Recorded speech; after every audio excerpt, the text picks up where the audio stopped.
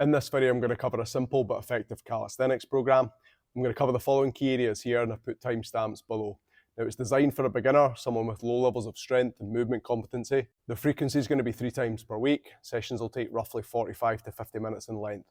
Now, before we get into depth on the programming side of things, we're going to look at the exercises and progressions first. Session 1 involves the single leg squat, push-ups, goblet squat, Australian pull-ups, and the L hold. For the single leg squat, it looks like this.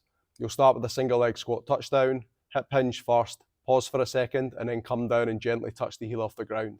As you get stronger, build the height of the box until you get to a stage where the single leg squat is possible with a counterweight. Eventually lose the counterweight and then start loading this exercise either with a vest or a dumbbell over the chest. Ensure your knees track over the toes throughout the exercise. With push-ups, you're going to start in the incline position, and as your strength starts to increase, drop the height of the bar down to the floor over time. Next, you can start eccentric push-ups before finally doing bodyweight push-ups. Next, start to load this exercise by placing a weight in the back or with a vest. The goblet squat is simple, and if you're new to doing it, it's best learnt using a box for feedback. Start as high as you need and then lower the height of the box as your skill improves. Having a counterweight out in front of you will help assist in learning the exercise. You're looking to get as low as able while keeping a straight back. Make sure the knees stay out and track over the toes. Start to load this with a vest or a dumbbell over the chest. The Australian pull-up, you're going to do a similar progression to that of the push-up, starting with the bar in the higher position before moving the bar down in height as your strength increases. The goal is eventually to get your feet onto the bench as shown before starting to load this with a weighted vest. L holds could be done on the dips bar, and you're going to start with the L tuck first. These can be clustered in the beginning to make these more manageable. Next, you'll progress on to alternating one leg at a time in front of you before finally getting legs straight. Make sure you keep the arms straight and you keep the ears away from the shoulders. Moving into day 2, you're going to do single leg box squat, pike push-up, band assisted chin-ups, split squat and hollow holds. With the single leg box squat, start with the exercise in the high position and then just move the height down as you get stronger. Adding a counterweight out in front of you will make this easier. The goal is to get down to parallel before loading this either with a weighted vest or by adding a dumbbell to the chest. Make sure you keep the knees tracked over the toes throughout the lift. The pike push-up, you're going to start with feet on the ground, doing partials if needed. Increase the range of motion until you can get your head to the floor.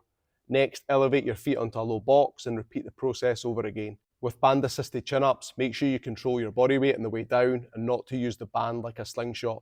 As you get stronger, reduce the thickness of the band over time. Split squats, ensure you set up in the 90-90 split stance position. Lower your back knee towards the ground. The more upright you are, the more this will target the quads. If you hip hinge slightly, you'll target more of the glutes.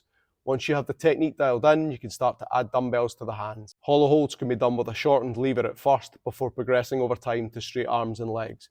Ensure your back stays flat to the floor throughout the lift. In terms of programming, you'll repeat one of the sessions and alternate that on a weekly basis. You're going to use a simple double progression model whereby you're going to work up to the higher end of your rep range. Once you can hit that for all 3 sets across, you'll increase the intensity and drop the reps back down and rinse and repeat. So for example, on the push-ups, if you're able to hit 3 sets of 8 on this incline push-up, you'll progress next session to 3 sets of 5 at the lower pin. Once you can hit all 3 sets for 8 across, you'll then move on to the next progression and so forth. If it's the goblet squat, for example, and you hit 3 sets of 8 at 16 kilo in your chest, you'll go up to the next dumbbell and drop it back down to 3 sets of 5 and build again. In terms of the timed holds, you can move on to the next progression or you can increase the time of the hold. I've selected a rep range between 5 and 8 because it gives a good mix of strength and volume. Intensity wise, there's no need to go to failure on any of your sets. You'll progress nicely without doing so. As long as you're tracking all your loads, you'll know what you need to do to progress on each week. Rest wise, I'd take 2 to 3 minutes between sets. You'll want to maintain the quality of your movement throughout each set.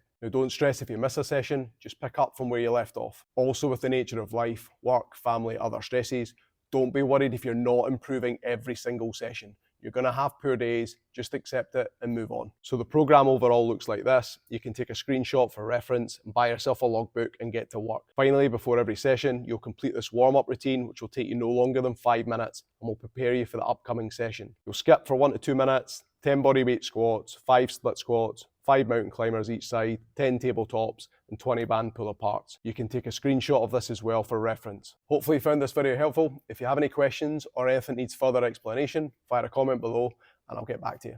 Thanks for watching.